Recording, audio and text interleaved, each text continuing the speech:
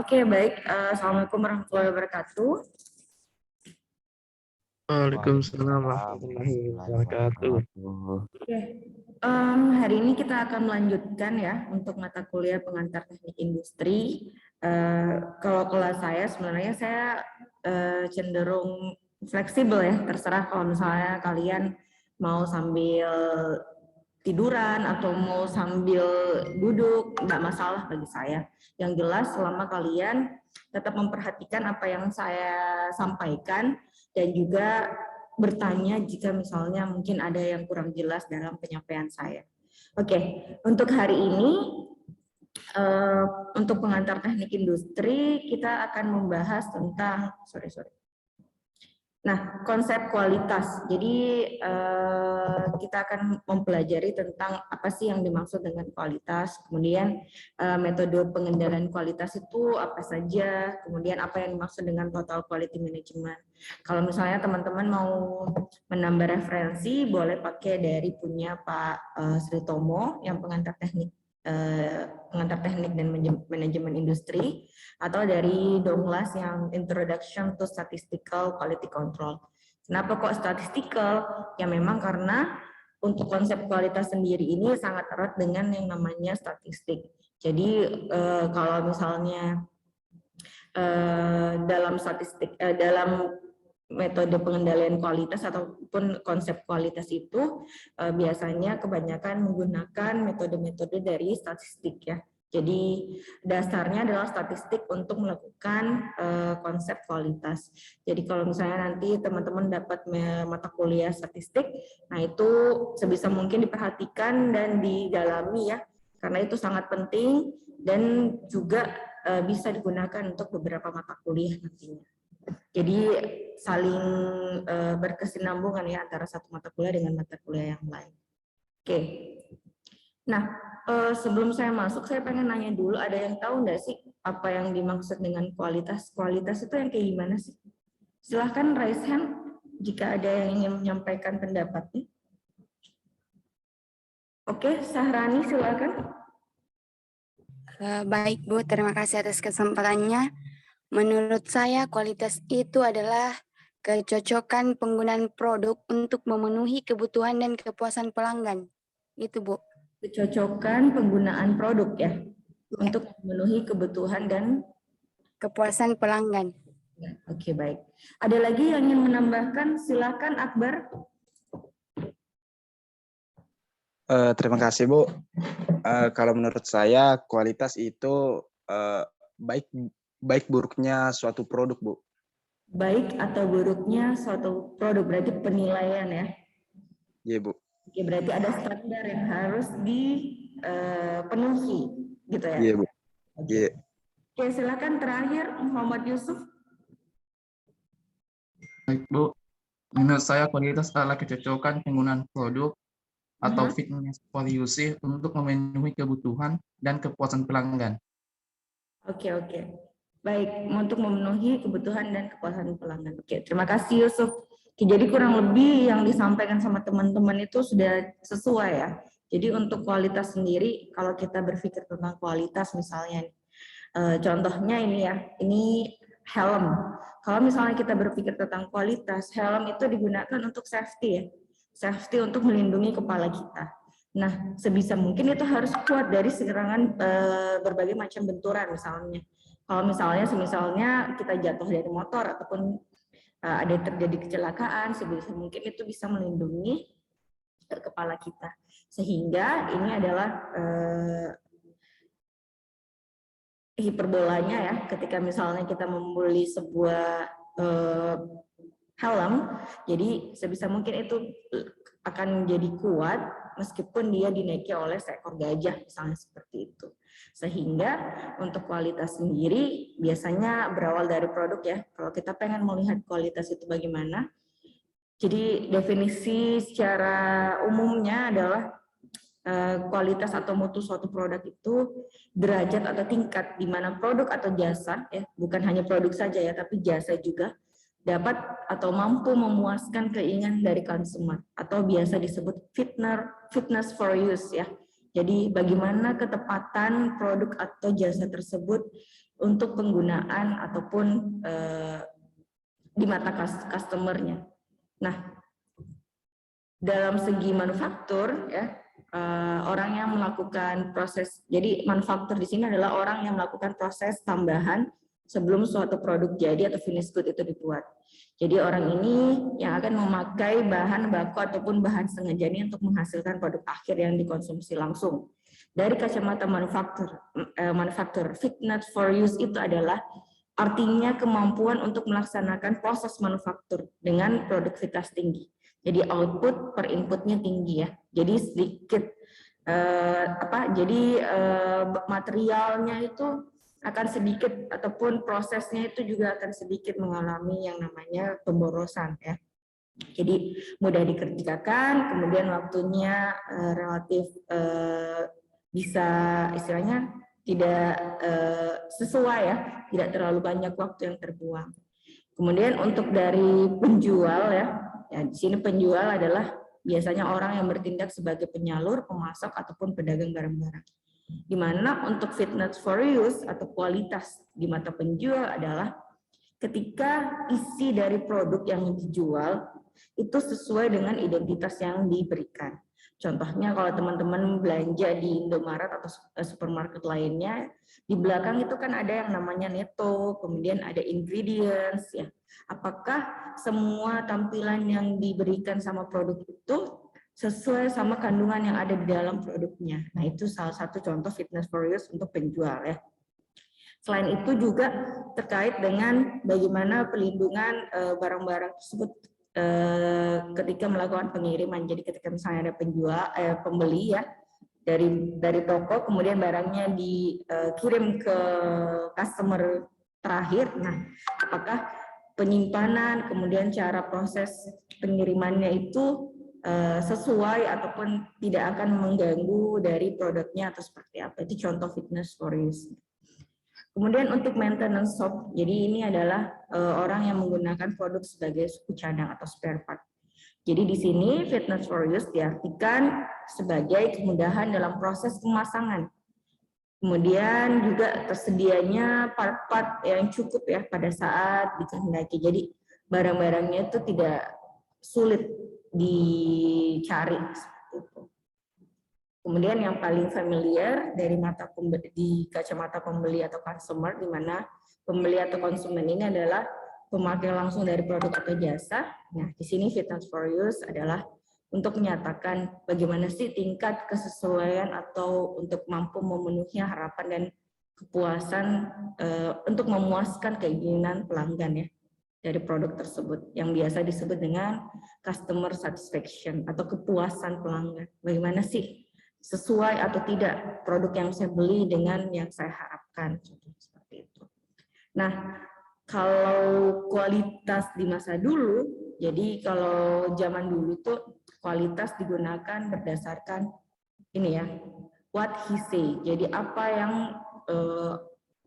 pemimpin itu ataupun owner dari perusahaan itu katakan. Jadi kalau misalnya saya pengen barang yang warna merah misalnya seperti itu. Jadi berdasarkan keinginan owner. Nah, kemudian berkembang ya, jadi what CC, jadi berdasarkan inspektor. Jadi ada auditor untuk kualitas ya. Jadi kualitas dibuat sesuai dengan keinginan atau spesifikasi dari inspektor. Tapi untuk sekarang kualitas digunakan berdasarkan what they say atau yang biasa disebut customer ya. Kita melihat apa sih keinginan dari customer kita sehingga kita membuat produk yang kualitasnya bisa memenuhi keinginan dari customer. Nah, untuk perkembangan teori dari pengendalian kualitas sendiri pada tahun 1910 itu, ini kualitas hanya melingkup pada pekerja ataupun inspektur atau pemiliknya ya. Jadi pengendaliannya sebatas seperti itu. Kemudian tahun 1920 sudah mulai berkembang ya. Sudah ada yang namanya supervisor atau QC inspektor ya. Jadi ada yang bertugas khusus untuk melihat ada enggak sih bagaimana kualitasnya dan lain-lain, ada cacatnya atau enggak. Kemudian 1930 sudah menerapkan yang namanya acceptance sampling ya. Ini salah satu metode statistik juga. Jadi kita melihat berdasarkan sampel ya. Jadi kalau misalnya teman-teman lihat kayak Pocari atau misalnya minuman Aqua dan lain-lain ya. Nah, itu kan kalau misalnya satu kali produksi ada banyak produk ya, kita tidak mungkin mengecek semuanya satu-satu, makanya dilakukan metode sampling. Jadi misalnya dalam 100 produk misalnya, dalam ketetapan perusahaan itu beda-beda ya. Ada yang menerapkan 10% dari produk produksi, ada yang 5%. Nah, itu berdasarkan ketentuan dari perusahaan masing-masing. Jadi kalau misalnya dalam 100 kali produksi, kemudian ditetapkan 10% ya yang harus dicek, berarti ada 10 produk yang harus dicek dalam satu kali produksi. Itu contoh penerapan acceptance sampling. Nah, kalau misalnya pada tahun 1940 ya, ini sudah mulai masuk ya metode statistik juga yang namanya statistical quality control ya. Jadi lebih luas lagi. Kemudian 1950 sudah berkembang juga, sudah ada standarnya ya. Nah, metode-metode yang biasa digunakan biasanya itu menggunakan, nah jadi fokus ke customer, kemudian pakai yang namanya operating character ya, ada kurvanya. Nah ini nanti teman-teman pelajari di statistik semua item-item. Kemudian 1960 kita masuk ke total quality control ya. Jadi tidak hanya di lantai produksi saja. Jadi kualitas sudah dipakai untuk dari awal ya. Jadi kita melihat untuk zero defect. Jadi kita membuat atau memitigasi atau merancang suatu sistem di mana kemungkinan untuk cacatnya itu 0. Sehingga kita tidak ada kerugian seperti itu. Kemudian 1970 sudah mulai lebih luas lagi, bukan hanya lantai produksi ya. Jadi di sini sudah menyangkut dari organisasi, kemudian sistem, kemudian ada budget sendiri untuk kualitas ya. Bisa pakai metode Taguchi juga. Jadi tidak hanya melakukan pengecekan ya. Jadi kita melihat juga bagaimana produk itu lebih ekonomis diproduksi. Kemudian 1980 ada slogan-slogan ya, ini yang menyangkut untuk fase daur hidup produknya, mulai dari product planning. Oke, tolong yang belum mute di mute dulu ya, soalnya suaranya bocor. Oke. Kemudian dari slogan-slogan ini juga masuk ke, contohnya sudah masuk ke product planning juga. Jadi tidak hanya di kualitas saja, jadi masuk ke product planning, proses produksinya juga, desainnya dan lain-lain. Nah, ini contoh evaluasi sistem manajemen kualitas ya. Jadi mulai dari awal ya 1920 apa saja yang berubah. Kemudian pengendalian kualitas untuk tahun 1940, kemudian berkembang lagi untuk 1970 sampai sekarang. Nah, untuk tren yang baru, nah ini mulai masuk lagi, bagaimana sih produk itu masuk ke assurance ya, bagaimana desain dan desain produk itu mempengaruhi dari kualitasnya, asuransi dari desainnya itu apakah istilahnya benar-benar bisa tahan atau tidak kayak gitu. Kemudian untuk suplai bahan baku, jadi bukan hanya pada saat kita menerima bahan baku ya, dari kalau misalnya teman-teman nanti ada yang melakukan studi, biasanya sih mudah-mudahan pandemi cepat berakhir ya. Jadi biasanya semester 2 itu ada kunjungan industri. Jadi teman-teman bisa melihat misalnya contohnya mungkin kalau di Makassar mungkin sari roti dan lain-lain. Cuman setahu saya kayak misalnya Ultra itu sudah punya kayak misalnya dia punya peternakan sendiri untuk menjamin dari kualitas bahan bakunya ya.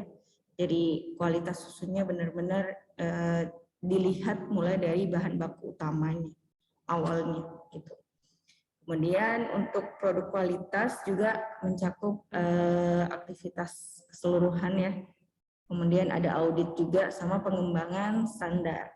Jadi bagaimana menetapkan standar suatu produk sehingga kita bisa menilai yang tadi baik dan buruknya berdasarkan standar tersebut.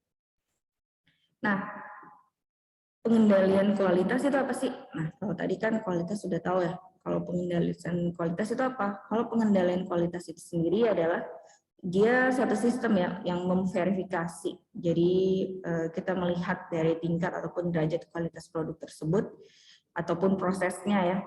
Apakah sesuai dengan cara perencanaannya, kemudian pemakaian peralatannya sesuai ya.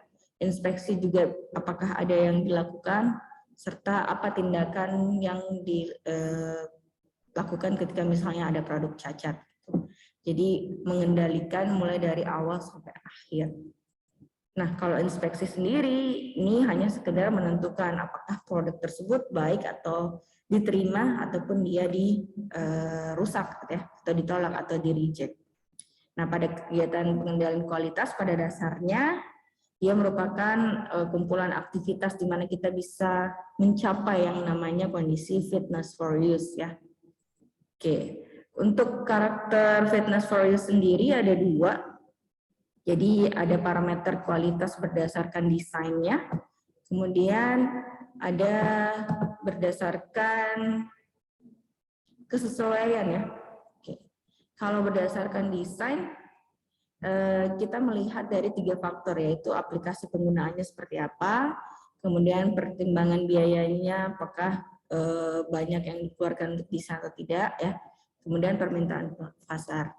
Jadi yang paling krusial di sini jangan sampai produk kita itu masuk dalam kategori over design.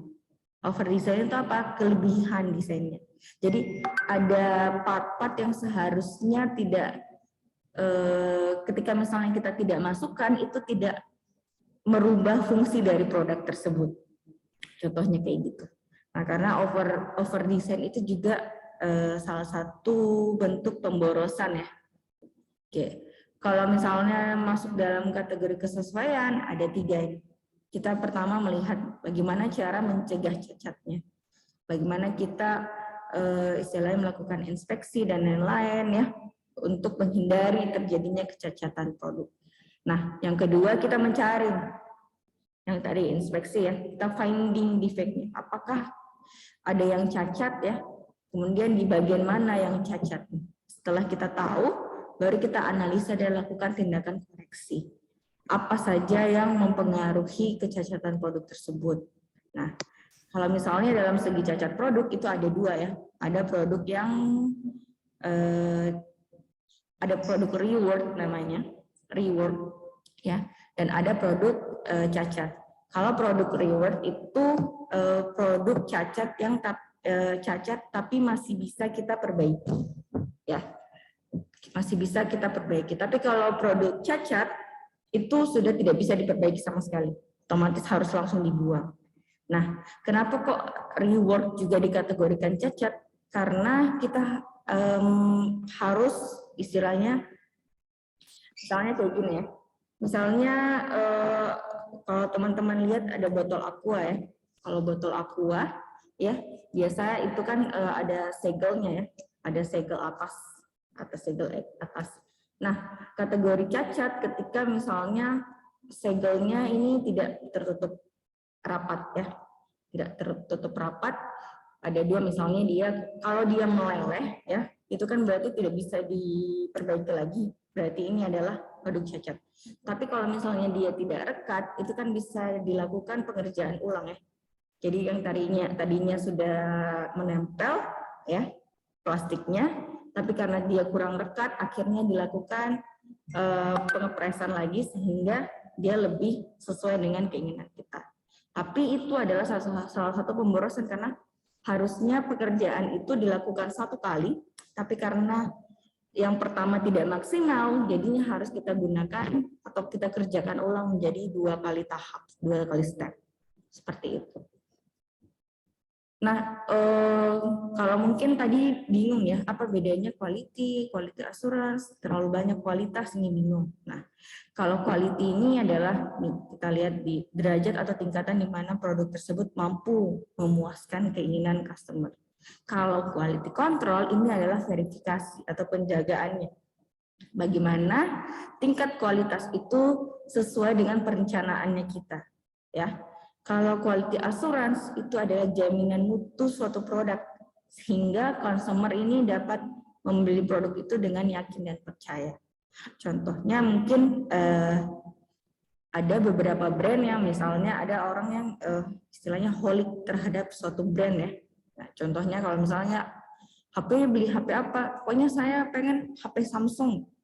Itu salah satu contoh quality assurance karena mereka sudah percaya dengan mutu produk tersebut sehingga dia akan membeli lagi ya karena merasa akan bisa dipakai dalam jangka waktu tertentu misalnya seperti itu.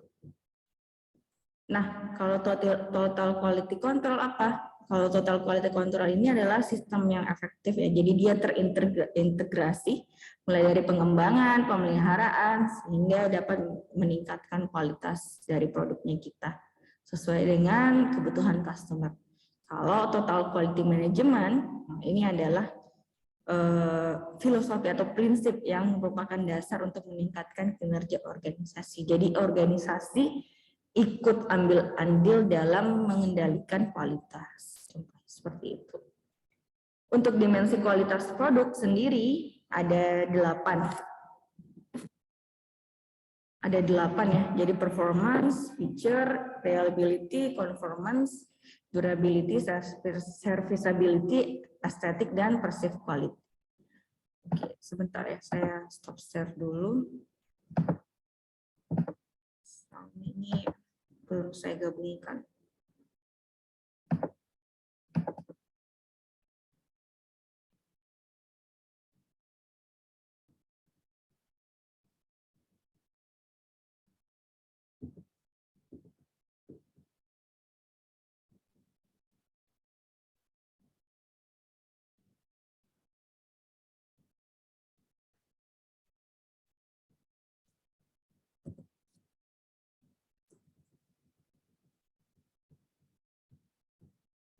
Oke ya.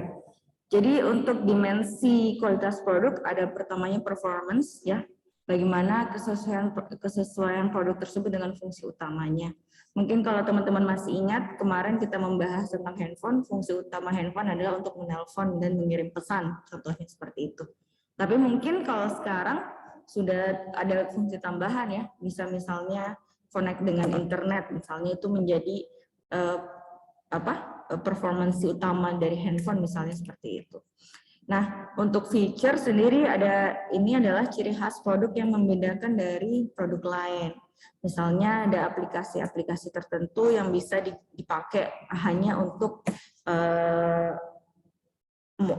merek tersebut, misalnya seperti itu. Kemudian reliability di sini adalah kepercayaan pelanggan terhadap produk karena keandalan atau tingkat kemungkinan rusaknya tinggi. Misalnya teman-teman membeli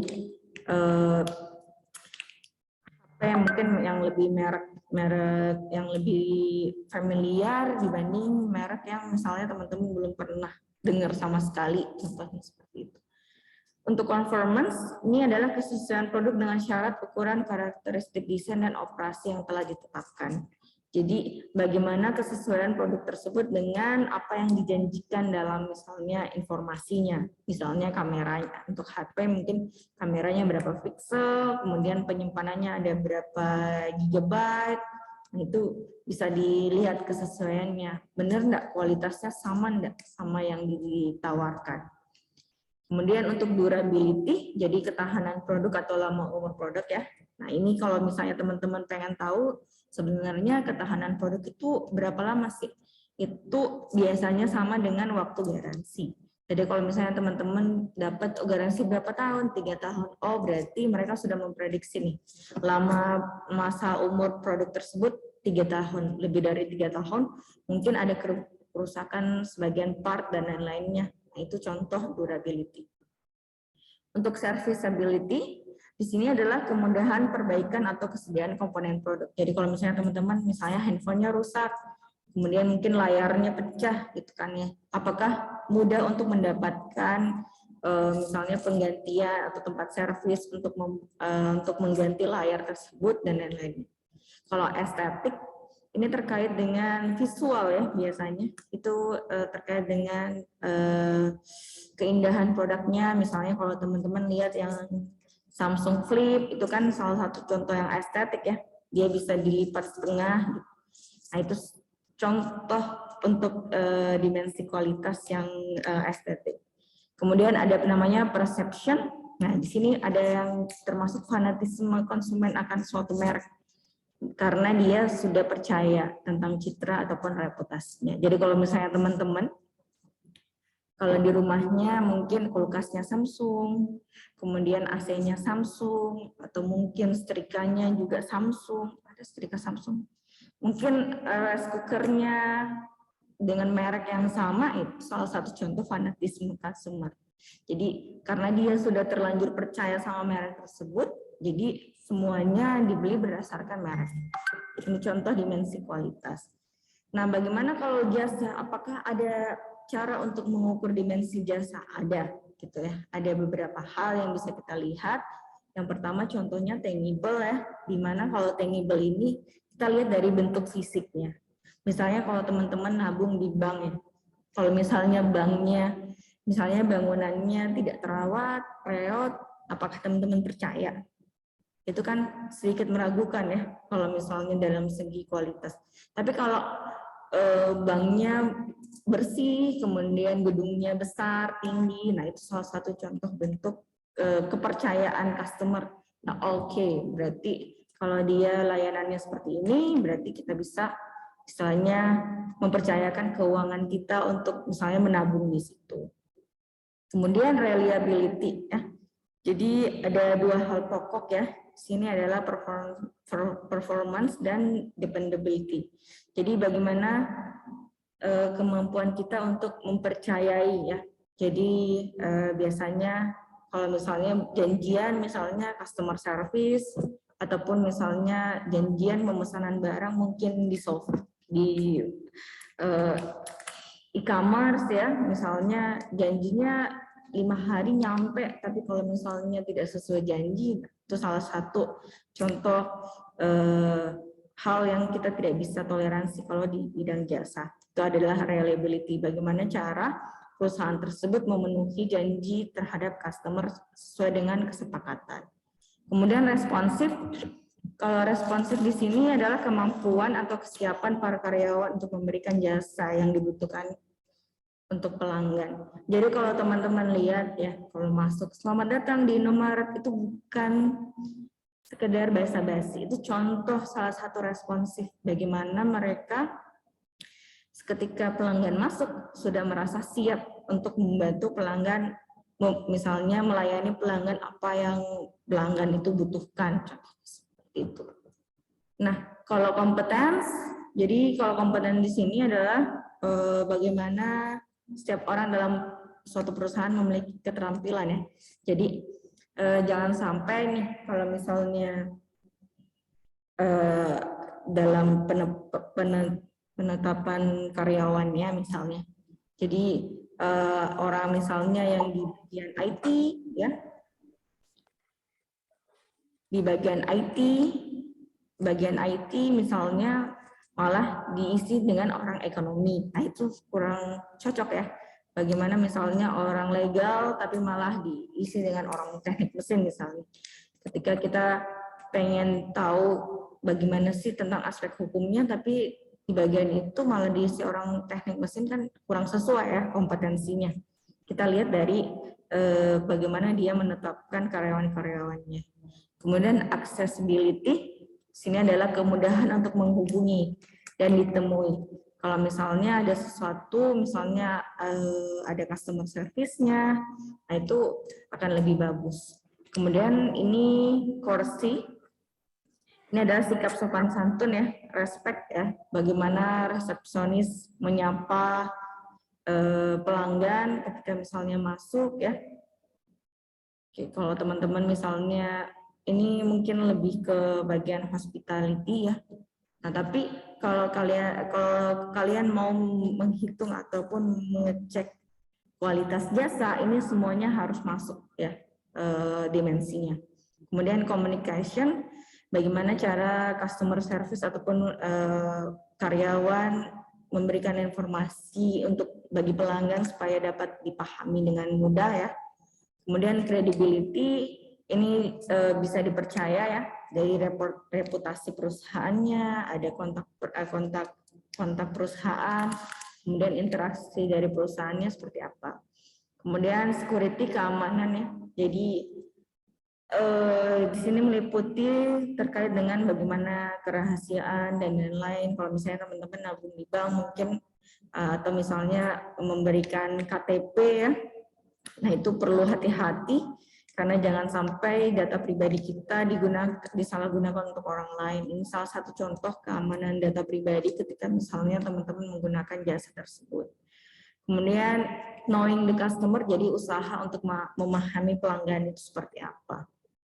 Nah, kalau dalam manajemen kualitas untuk membangun, ya sebenarnya dilakukan untuk membangun SDM yang mengerti tentang kualitas ini, kita biasanya melakukan yang namanya siklus PDCA.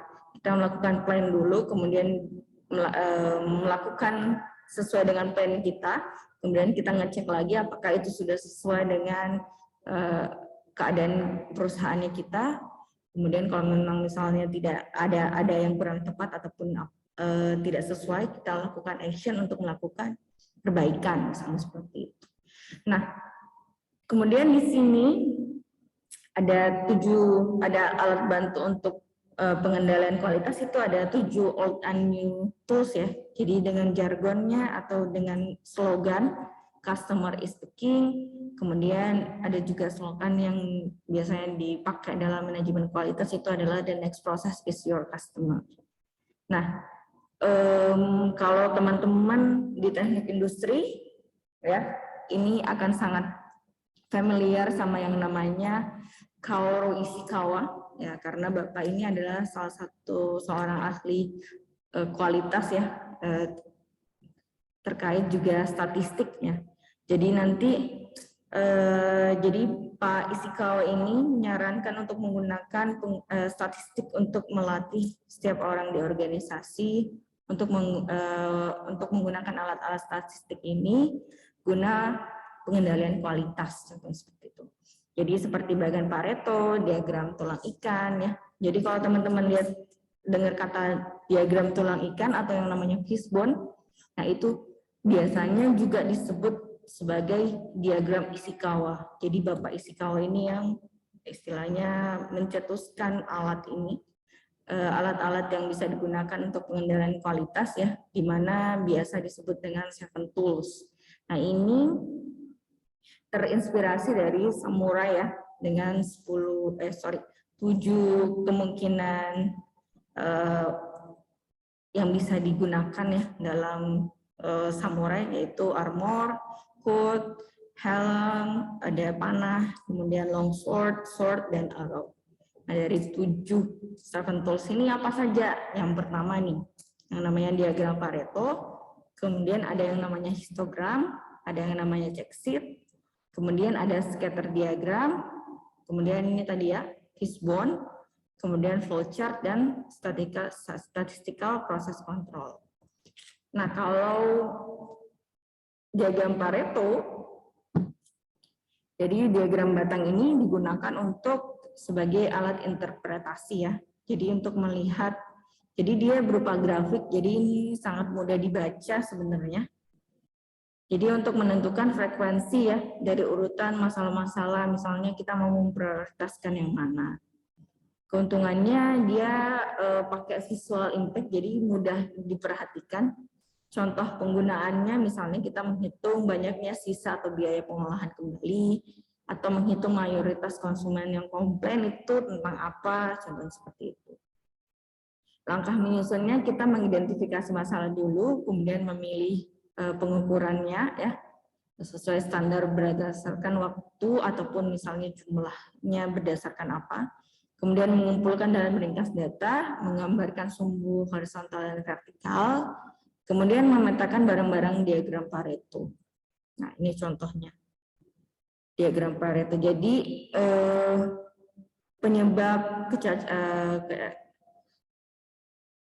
penyebab kualitas tersebut jelek adalah kebanyakan adalah dari desain yang kurang bagus ya. Ini yang paling tinggi adalah poor design, ada 64. Oke. Kemudian dilanjutkan dengan dimensi yang salah. Kemudian ada part yang tidak efektif ya. Oke. Atau mungkin contoh lain seperti ini nih. Jadi kita lihat dulu kalau dalam ringkasan bahan baku pabrik pakan nih, kita berdasarkan presentasi total juga bisa.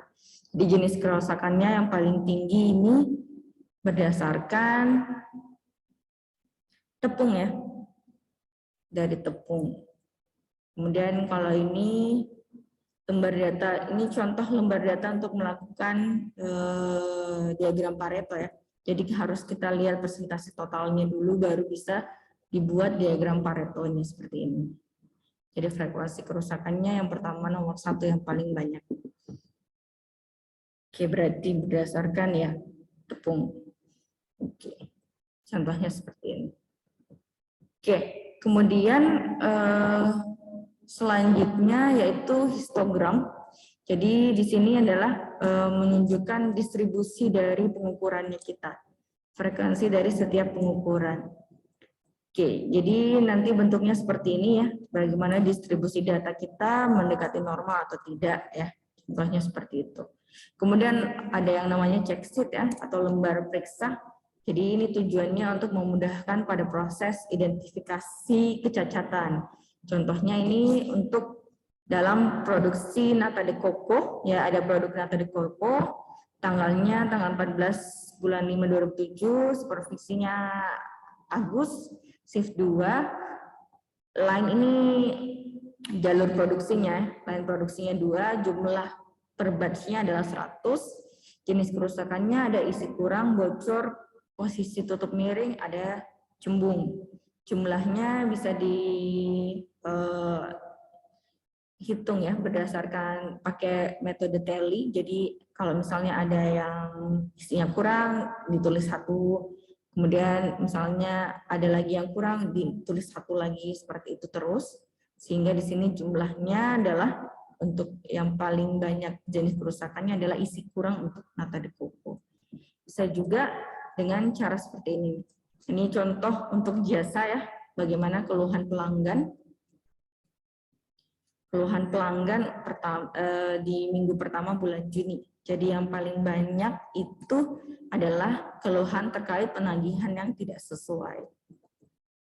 Ini juga contoh lembar check sheet, bisa juga seperti ini. Oke, kemudian scatter diagram ya. Jadi di sini untuk menentukan jenis variabelnya kita, apakah dia variabelnya dalam posisi negatif atau positif ya, atau misalnya tidak ada hubungan sama sekali. Jadi data yang baik adalah data yang semakin mendekati garis lurus ini. Jadi kalau misalnya sebaran datanya terpencar, oke, berarti ada beberapa yang tidak valid. Nah, bagaimana menentukan valid dan tidak validnya nanti teman-teman pelajari di statistik. Kemudian untuk fishbone ya. Fishbone ini juga biasa disebut diagram tulang ikan atau biasa disebut juga Ishikawa diagram. Ini menunjukkan sebab akibat dari suatu permasalahan. Jadi prosedurnya seperti itu nanti, seperti ini nantinya. Jadi kalau misalnya problemnya apa sih? Yang dari untuk fishbone sendiri ada beberapa hal ya. Jadi yang harus diperhatikan. Jadi biasanya meliputi dari method, mesin, material, environment ya. Kemudian ini ya, oke, bahasa Indonesia ini. Jadi problemnya biasanya berdasarkan mesin, manusia, kemudian proses, material, lingkungan, pengukuran. Jadi ini ada problem kualitas. Jadi kalau dalam mesin dia ada problem pada saat pemasangannya salah, misalnya peralatannya salah, atau mesinnya sudah tua, itu contohnya. Ini contohnya kalau di bidang jasa ya. Kenapa bisa terlambat pesawatnya? Kalau dari manusianya berarti awak kabinnya terlambat misalnya, atau penumpangnya terlambat. Kalau dari mesin, pesawatnya lambat atau ada kegagalan mekanik, seperti itu. Apakah semuanya harus masuk? Tidak, ya. Tergantung apa saja yang problem yang ada dalam masalah tersebut. Kalau memang yang disebabkan cuma dari mesin dan manusia, ya nggak masalah. Tidak harus semua masuk. Kemudian flowchart. Nah, ini flowchart saya rasa sudah sangat familiar ya untuk gambar terkait urusan satu proses. Jadi ini adalah simbol-simbol flowchart.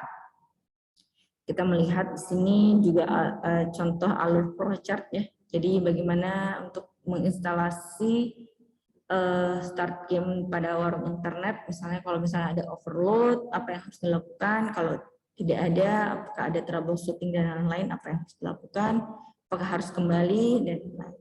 Ini salah satu contoh flowchart. Tapi ada juga flowchart dan dalam bentuk flow diagram. Bedanya apa? Kalau flow diagram itu dia menggambarkan alur dengan gambar, ya. Jadi seperti ini contoh. Ada juga yang namanya proses diagram. Ini mungkin teman-teman nanti dapat di ergonomi ya, atau TPSK, sorry. TPSK bagaimana dalam suatu proses ya, kita lihat dia apakah proses ada transportasi atau delay ya. Ini prosesnya apa saja, kemudian ada waktunya, kemudian ada jaraknya. Nah, kemudian ada namanya control chart. Jadi teman-teman kalau dalam statistik itu ataupun dalam kualitas ada yang namanya cacat yang masih bisa ditoleransi. Jadi kan kita istilahnya dalam satu kali pembuatan kita mungkin ada beberapa barang yang cacat tapi itu masih bisa dalam batas toleransi. Bagaimana kita melihat cacat tersebut masih dalam toleransi atau tidak? Nah, kita harus melakukan yang namanya control chart ini. Kita harus melihat dulu bagaimana sih batas atas dan batas bawah dari sebaran produknya kita atau barangnya kita ya. Kalau misalnya produk cacatnya itu masih dalam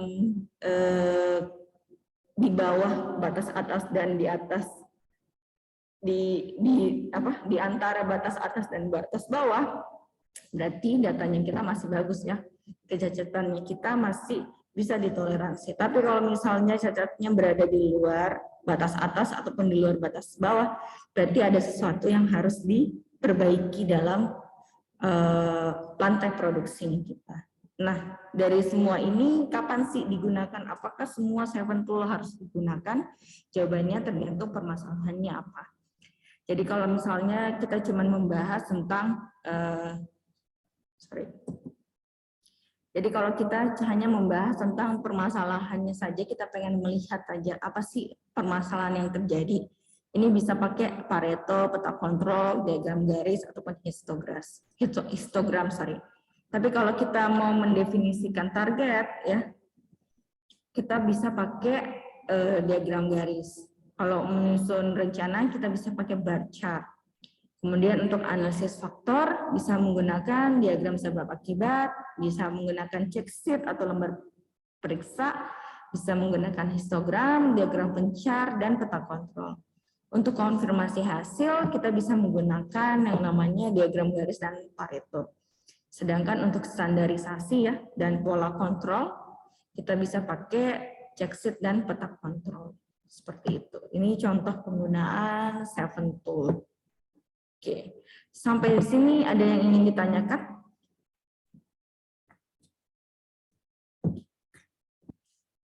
Silakan kalau ingin bertanya bisa raise hand ya. Sambil saya absen mungkin. Abdul Karim ada? Hadir, Bu. Oke, silakan. Muhammad Idil mau bertanya? Aidil mau bertanya tadi? Salah pencet. Oke, kalau gitu saya lanjut ke absen ya. Adam ada? Maaf Bu, jelek jaringan. Oke, Aidil tadi mau bertanya? Iya, Bu. Oh iya, silakan. Dari 7 tools, Bu, apakah memang harus semua digunakan, Bu, dalam Oke. mencari?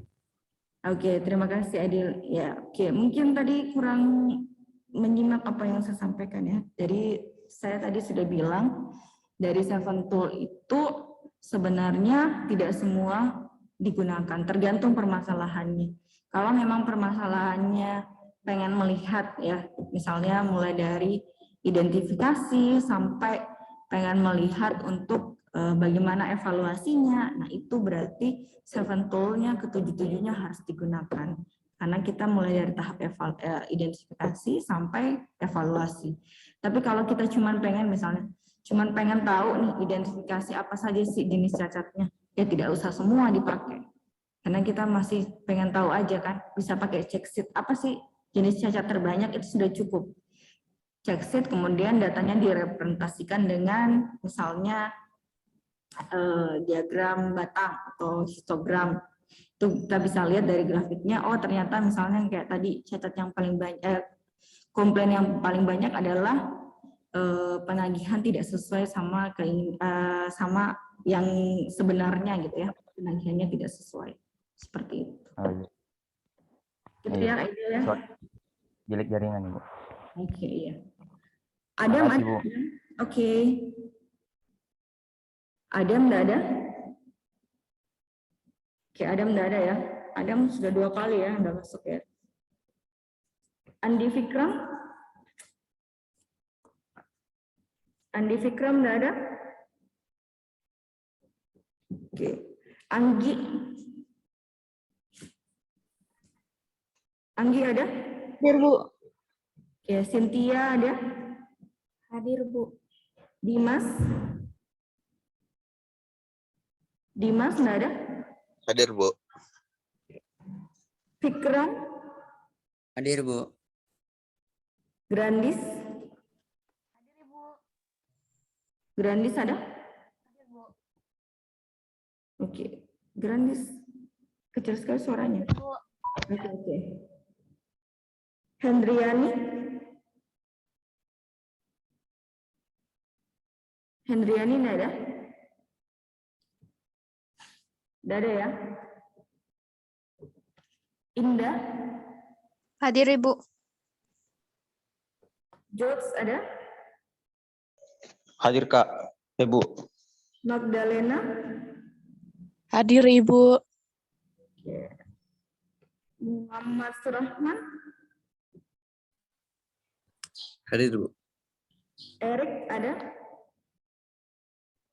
Hadir, Bu. Yusuf? Hadir, Bu. Afdal? Hadir, Bu. Fadli Irfan? Muhammad Fadli Irfan? Nggak ada? Nggak ada ya? Rifki? Hadir, Ibu. Musdalifa? Hadir, Ibu. Najwa? Bu, Tabe. Ibu, Iya? dilangkai nama aku, Bu. Iya sudah. Kamu bertanya kan tadi? Aidil itu, Bu. Saya Muhammad Raihan. Oke, oke. Oke. Muhammad Rehan Gufran ya? Iya, Bu. Tadi kamu enggak menjawab Rehan yang pertama. Iya kah? Oke, oke. Nanti saya cek lagi siapa tadi yang menjawab. Oke. Musdalifah? Musdalifah tadi? Hadir, Ibu. Oke. Hadir, Ibu. Najwa Sri? Hadir, Bu. Novita? Hadir, Bu. Nur Mulia Salsabila? Nada? Hadir, Bu. Nur Hismaini? Hadir, Bu. Nurul Pujastuti? Hadir, Bu.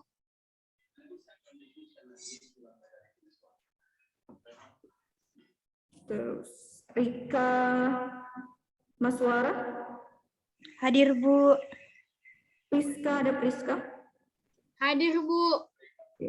Rizwal, Hadir, Bu. Suharani, Hadir, Ibu. Tirsa, Hadir, Bu. Tiara,